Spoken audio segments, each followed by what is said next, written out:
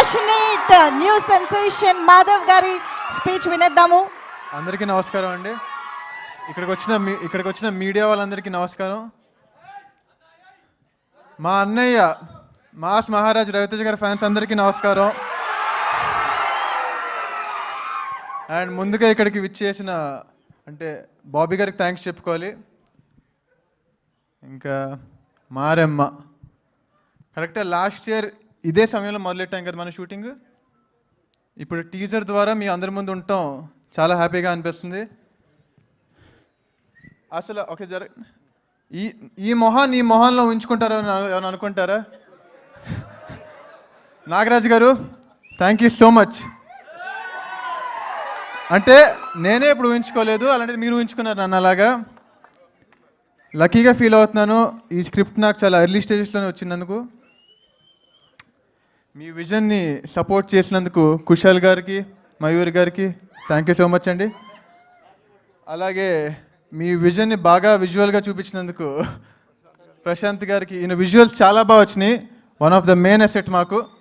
Thank you so much. And music ఎలా అనిపించింది? Music ఎవరైనా అంటే ఇప్పుడు నా లుక్ ఇలా ఉండేది, ఇలా ఎలా ఎక్స్పెక్ట్ చేయరో ఆయన నుంచి కూడా అంతే. చాలా సాఫ్ట్ సినిమాలు చేసుకుంటూ వచ్చారు ఇప్పుడు దాకా. 20 తీస్తారు. 10 టైమ్స్ ఉండాలి దీనికి సినిమాలో. అండ్ ఇంకంతే ముందు ఈవెంట్లో ఇంకా బోల్డ్ మాడేసుకుందాం. Thank you. అసలు ఒకసారి జస్ట్ వింటుంటే మాకు రవితేజ గారి మాట్లాడే విధానమే అలా గుర్తు చేస్తున్నారు. ఐ థింక్ చాలా చాలా చాలా నేర్చుకుని ఉంటారు. ఎందుకంటే స్క్రీన్ మీద చూసే మేము ఆయన నుంచి ఇంత ఇన్స్పైర్ అయ్యామంటే రోజు దగ్గరగా చూస్తూ మీరు ఎంత ఇన్స్పైర్ అయ్యి ఉంటారు, ఎంత నేర్చుకుని ఉంటారు కదా. రవితేజ గారి నుంచి నేర్చుకున్న ఏ ఎలిమెంట్ని మీరు మారెమ్మలో యూజ్ చేశారు? ఐ మీన్ మారెమ్మలో అంటే బేసిక్గా లైఫ్లోనే ఏది సీరియస్గా తీసుకోకపోవడం. లైఫ్లో ఏది సీరియస్గా తీసుకోకపోవడం. ఓకే, సో అది వర్క్కైనా లైఫ్కైనా వర్తిస్తుంది ఏదైనా.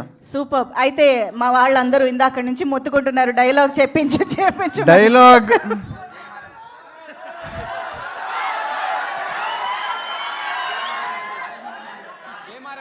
ఈ డైలాగ్తో డిసప్పాయింట్ అవ్వకండి. జై Maremma.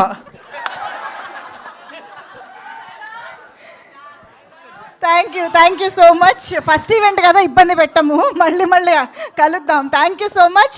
So thanking all the team members of Maremma for joining here. I think